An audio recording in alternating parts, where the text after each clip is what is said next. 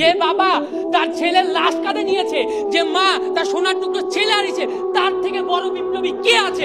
তার থেকে বড় জুলাই যোদ্ধা কে আছে? মানুষ স্পিকার, আমার প্রশ্ন রয়ে গেল। মানুষ স্পিকার, আমি প্রথমেই আমার প্রধানমন্ত্রী কর্তৃক উত্থাপিত প্রস্তাবের গর্বিত জানছি। মানুষ স্পিকার, তিনি বললেন যে তরুণ ভোটাররাই হবে আগামী নির্বাচনে জয় পরাজয় নিয়ামক, কিন্তু থেকে দেখতে হবে যে বাংলাদেশের রাজনৈতিক সংস্কৃতিতে কি দেখা যাচ্ছে। মানুষ স্পিকার, বাংলাদেশে অনেক ছাত্র রাজনৈতিক দল আছে, ছাত্র শিবির, ছাত্র দল, ছাত্র ইউনিয়নের মতন বাম ঘরানার রাজনৈতিক দলগুলো। মানুষ স্পিকার, তারা তার নিজ নিজ দলের সমর্থন করে এবং নিজ নিজ আইডিওলজিতে বিশ্বাস করে, অর্থাৎ তারা নিজ নিজ মার্কা এবং নিজ নিজ আইডিওলজিতে ভোট প্রদান করবে। মানুষ স্পিকার, তারা সংখ্যাগরিষ্ঠভাবে এককভাবে নির্বাচনে ভোট প্রদান করবে না। মানুষ স্পিকার, আমরা সবচেয়ে কেন তরুণরা বড় নিয়ামক নয়, তার জন্য আমরা সবচেয়ে বড় কথা বলছি যে তরুণরা ঐক্যবদ্ধ নয়। মানুষ স্পিকার, আমরা জুলাই রেভলিউশনের পর দেখছি যে বৈষম্য বিরোধী ছাত্র আন্দোলন এবং তরুণদের ক্ষেত্রে যে নতুন দল এনসিপি, তাদের মধ্যে নানা বিভাজন সৃষ্টি হয়েছে, নানা জায়গায় তাদের বিভাজন নিয়ে তাদের মধ্যে আন্তঃকন্দল সৃষ্টি হয়েছে। মানুষ স্পিকার, দেখেন হাদি ভাইকে হত্যা করা হলো, তার আগে একটা র্যাব সদস্য বললেন যে হাদি ভাইয়ের উপর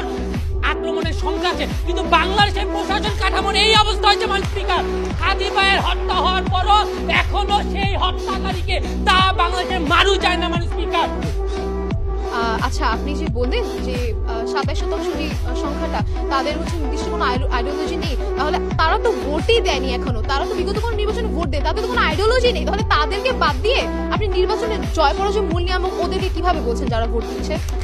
ধন্যবাদ। মানুষ স্পিকার, আমি পুনরায় বলতে চাই, আমি বলেছি যে 25% মধ্যে 10%-এর একটা নির্দিষ্ট আইডিওলজি আছে। মানুষ স্পিকার, তারা তাদের নির্দিষ্ট আইডিওলজিতে ভোট প্রদান করবে, কিন্তু আমি বলেছি যে গোষ্ঠীগত 25% তারা গোষ্ঠী একত্রিত হয়ে কোন আইডিওলজিতে ভোট দেবে। মানুষ স্পিকার, তিনি কি বলতে চাচ্ছেন যে সাদিক কায়েম এবং মিটু মোল্লার গোষ্ঠী একসাথে কোলাকুলি করে বলবে চলো বন্ধু দাঁড়িপাল্লায় ভোট দেয়?